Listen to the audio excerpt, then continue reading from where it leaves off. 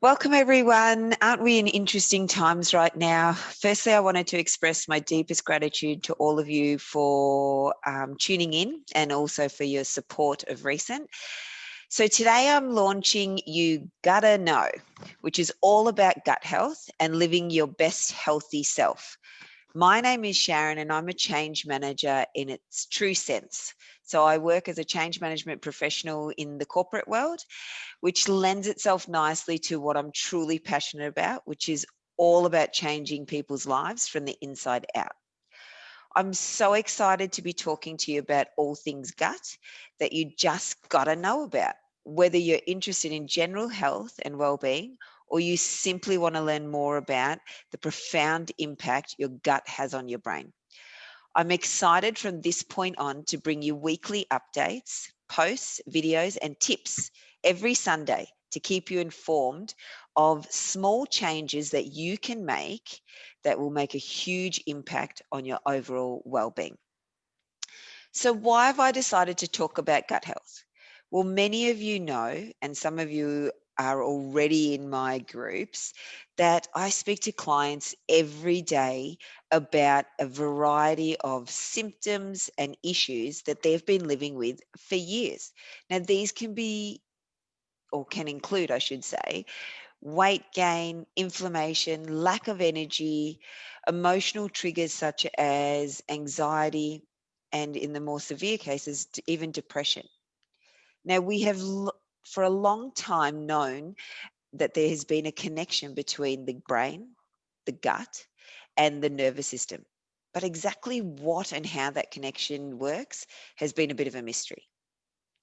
Now, I am absolutely blown away to be kicking off this new way of educating people. Um, and I have the pleasure of actually having the support of the gut guru himself, Dr. Emeran, who's joining us today. I just want to acknowledge and give him credit where credit's deserved because he's got a list of accreditations as long as my arm. And I'm going to have to read them out, which he's a UCLA professor, a brain gut microbiome expert, a gastroenterologist, a neuroscientist, and to top it off, Amazon's best-selling author on the mind-gut connection. So welcome, Emeran. I'm so excited to have you on board, and thank you so much for your support. Thanks, Sharon, for this honor to participate in this kickoff of your series. It sounds like really exciting, and I think it's exactly what the public needs at this point, an informed and educated source of information for something that a lot of people think about. Yeah, great. So I've read your book, The Mind Gut Connection, which has had a massive impact on my life. And I know of several thousands and millions of people in terms of their journey to better health. So I just want to launch straight into it and ask you exactly how does the gut influence our overall well-being?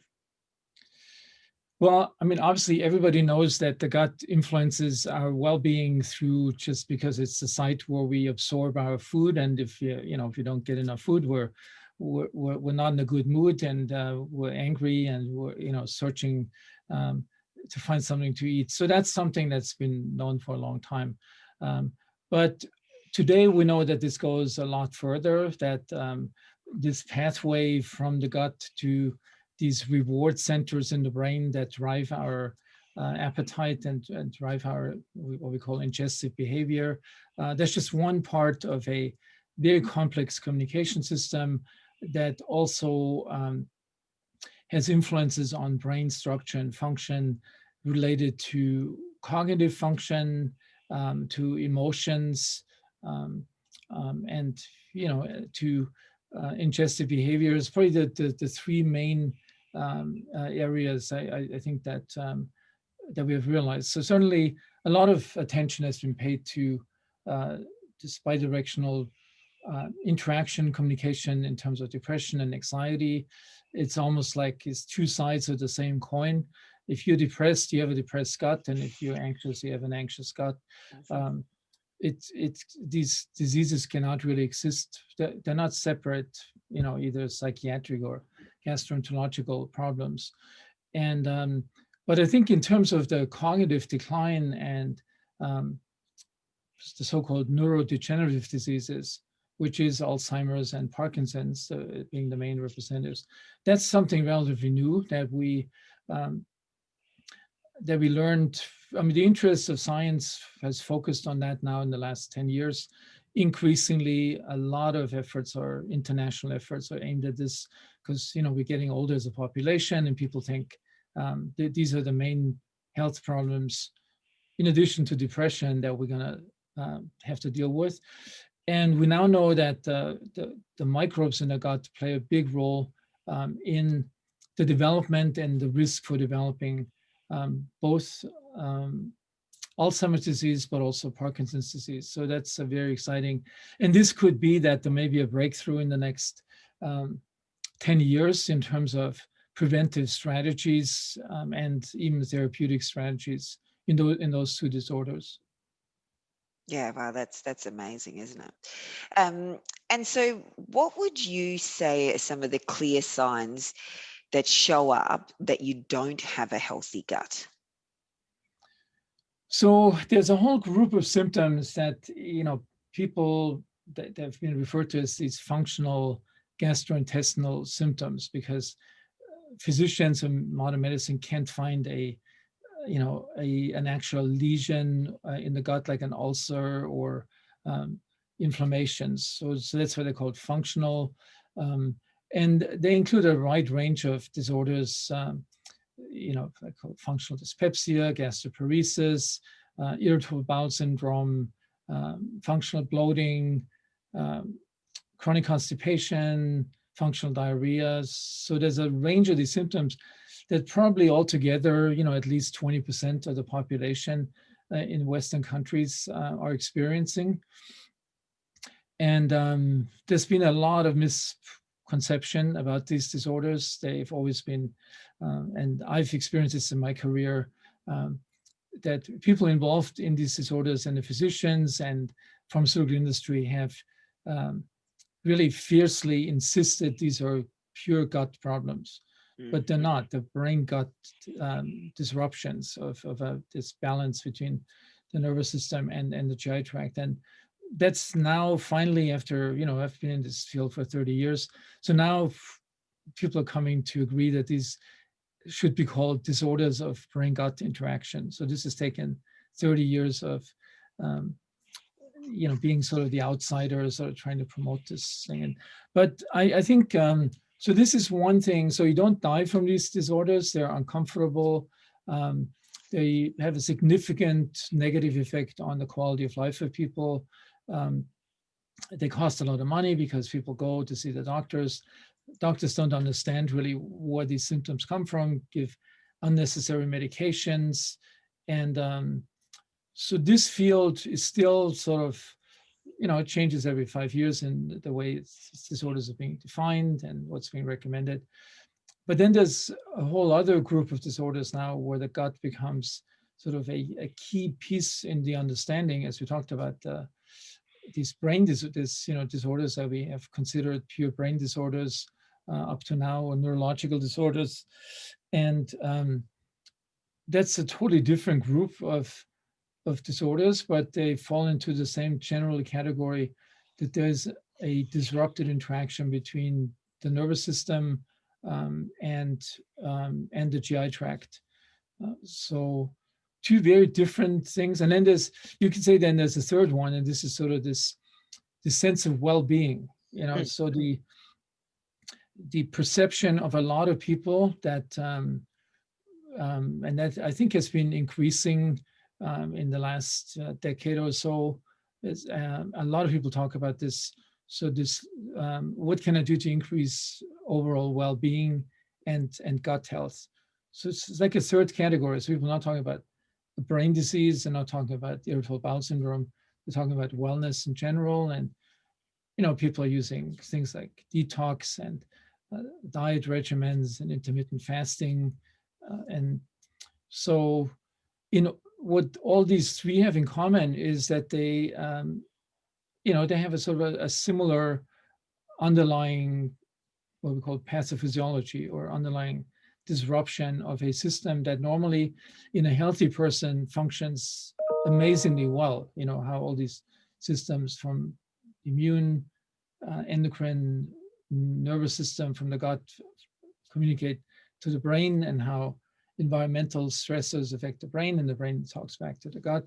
And we put food in there. So a very complex system that, you know, we're beginning to understand sort of there's a concept of systems biology. You no longer look at one cell, you don't look at one organ, you look at how the system is disrupted. And so this is something I think for the future that will really address that question. What can I do to nurture that system to function in an optimal way? You know,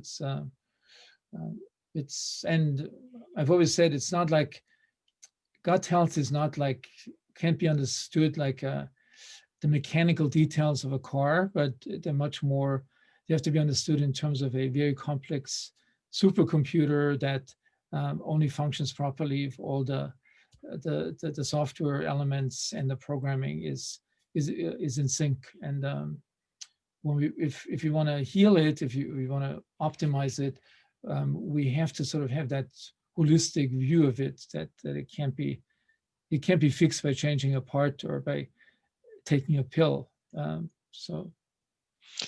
Yeah, which is always fascinating to me because, you know, through my own research and obviously helping and serving clients, you know, you often hear, you know, you are what you eat. And, you know, eating poorly can do one of two things. You know, it can prevent you from getting the nutrients that you need to stay healthy, or it can damage and change your composition of your gut microbiome, which will render it unable to digest things properly. And then on the other side of things, and to your point that you've just talked about, when we look at modern day medicine in this day and age, it doesn't ask the questions as to why we're necessarily experiencing these symptoms, but it so commonly dishes out pharmaceutical drugs, for example. And I've always, I guess I've always shied away from the short-term effects of what drugs can deliver versus the long-term pain. But I'm interested to know what your thoughts are around that. Is it true that we are what we eat, and is it solely about that, or you know, does modern day medicine play a part in that? I think the diet definitely plays the biggest part, and as I said, you know, before, also our mind states play a big role in, you know, our exercise. So the diet, if you take from all these components, is probably the most influential part, and that starts early in life. You know, what the pregnant mother eats and what the infant gets and the small child gets and gets habituated to. And so diet is clearly, and when you think about it, I mean, the tens of thousands of molecules that are in our diet, like just the, you know, these polyphenols that are, people call them antioxidants, but that's not really how they function. Primarily, it's like at least 10,000 different molecules. If you eat a largely plant-based diet, you take in a mixture of you know, medications that the plants produced in very small amounts and in different ratios. It's not like, it's sort of the ratios of these things to each other influence their beneficial effect. And so you always have to look at food as a, you know, it's and the polyphenols as a pharmacy that the plants develop to keep themselves healthy. And when we eat those plants, then we, you know, take advantage of that drug development that's gone on over millions of years and evolution for the plants. So we just take advantage of that wisdom, which is, you know, vastly bigger than the wisdom of the pharmaceutical industry, which is always short-term profit oriented. And also another thing about the pharmaceutical industry, I mean, obviously, you know, they have developed certain drugs that are life-saving, like in cancer treatment. You know, there's really a lot of amazing things that have happened in pharmaceutical development. But we also have to realize, if you open the TV in the evening and you see that 90% are advertisements um, for immune system modulating drugs for all kinds of disorders now. So none of these drugs really heal or prevent these disorders. I mean, there's symptomatic treatments. They're very expensive, so-called biologics, started with inflammatory bowel disease and rheumatoid arthritis and um, all kinds of other related diseases. And it's amazing. So we think we're actually healthier today as we were 50 years ago, but it's not really true. We're living longer, and the pharmaceutical industry spends a phenomenal amount of money, or makes a phenomenal amount of money, keeping us alive, but not keeping us healthy. It's so I think we've gotten used to that totally wrong perspective that with such a healthy generation. Yeah, people that exercise and eat healthy, yes, they are healthier than their parents and grandparents probably, but not everybody does that. And certainly this routine that when you're 50, you need to take your blood pressure pill and your lipid pill, and then your, like a whole, like 5 different types of pills to, and your doctor will sort of fine tune that, how much you take of these. That's just a totally wrong concept. It's nothing to do with health. It's keeping you alive. It's so. Yeah, it's a very reactive rather than preventative approach. Yeah, and I think that's been something that has been an issue for, like you said, to your point, for many, many, many years. Thank you for sharing that. One of the things that I wanted to ask you, if you could talk about, what is the biggest impact on overall health and well-being, and if you could share one or maybe 2 things, what would that be? Yeah, I mean, I'll start with in some ways, the simplest, which is the dietary recommendation. I think there's no question, despite all these discussions and debates about, the benefits of this diet versus this one, that a largely plant-based diet, doesn't have to be vegan, doesn't have to be vegetarian, but it's definitely has the best evidence behind it scientifically and huge epidemiological studies, that it's the diet that is the biggest benefit for every aspect of health, from cardiovascular to brain health to gut health. And it's quite easy to understand because what has a lot to do with the microbiome. The plants in that diet feed the microbiome. If you want to have a healthy microbiome, you have to be on a largely plant-based diet. Otherwise, you won't have it.